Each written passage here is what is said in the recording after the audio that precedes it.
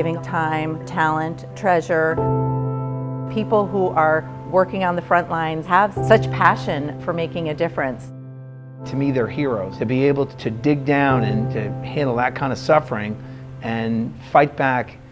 I was in foster care all my life, from 6 months to when I was discharged, around 22, practically my whole life. I became homeless at times, you know, and I had to do for myself. I didn't have no support. I didn't have family. My struggle forced me to be a man at a very young age. I was kicked to the curb, basically. So I needed somewhere to lay my head.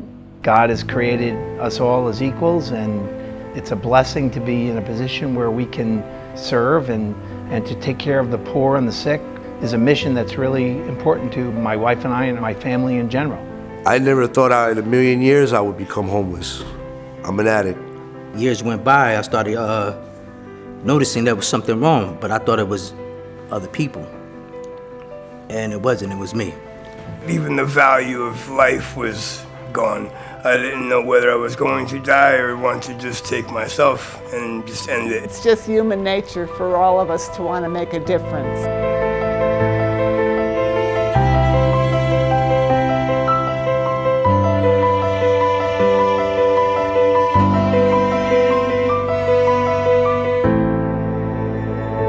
There's no I team at Pacific House. You have Velma's the house manager. She runs things.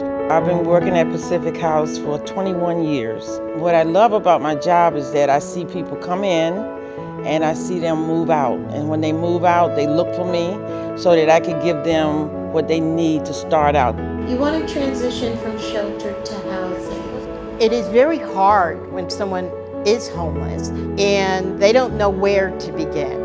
I work with them around housing applications, around getting their documents. Our goal is to have nobody sleeping on the street. Spending a night in Pacific House is much cheaper to the community than spending a night in the hospital or spending a night incarcerated. The city has been supportive of the shelter, so it's a partnership. This is a place that is going to be their home for a while. And it's clean, it's well cared for. They're fed good food by the staff and also by people who come in to volunteer. These church groups, these wonderful families who come in to volunteer on a regular basis. Chris, why don't you pour some drinks? I work with so many volunteers and I'm always just in awe about how volunteers love Pacific House and love to help our clients. We need 6 more, so you need at least 50. It's just nice to get, feel like you're moving things personally at the margin, right? The one meal served is, someone one more person who doesn't go hungry. One day we had steak, chicken, and some asparagus. It was so good. I mean, I just had chills, like, is this one of God's blessings for me? To not only address my issues, but learn how to eat good food, that I'm worth something today. I'm not that piece of garbage I always thought I was. We need one more plate. Our involvement started with serving meals. As we got more involved and learned more about it, you learn about the healthcare clinic that the agency offers. You learn about the recovery program. Now it's the young adult program, the housing that we've developed, and it all started with that meal. Pacific House is developing and building housing and really being the solution to the housing crisis in many cases for our folks. Very exciting to see people who are in the emergency shelter who are transitioning to living on their own, and then hopefully they can transition to the next step and be, totally self-sufficient. Their vision has been so tremendous to be able to go out, find these properties, and house these people that were formerly homeless. When they get to that house, it's like, I'm home, because they are. It's a win for us as an agency, it's a win for them individually, it's a win for the family. None of us work in a silo. We realize that it takes each and every one of us with our giftings to be able to work with one person. I understand that what might work for one client may not work for another client. So my creativity also has to play a role in how I work with a client. Since I've been in the recovery program, it's just changed my life for the better. When I didn't believe in myself, I had sponsors around me, counselors around me who believed in me. It gave me a chance to realize what life is about day by day. I need this. I need it.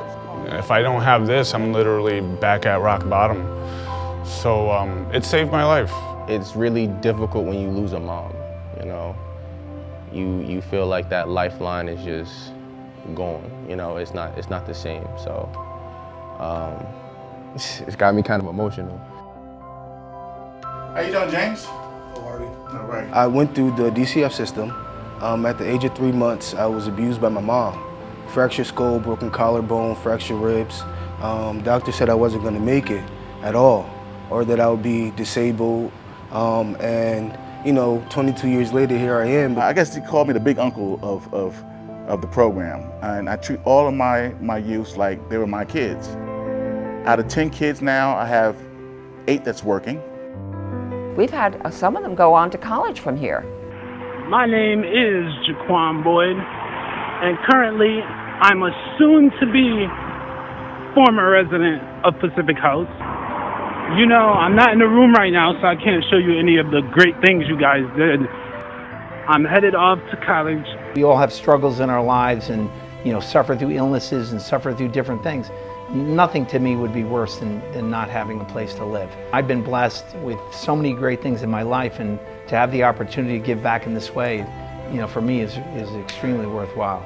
I found that I can get a studio of my own. I was unbelievable. It was amazing to know I'm gonna come here and actually have independent living, have my freedom, go and come as I please, shower, cook. I'm using the tools that I've achieved here, and it's helping me change my life, at least put me in that direction where I didn't know where to go. Today I can say I'm crossing the line to be a better man, and thank you.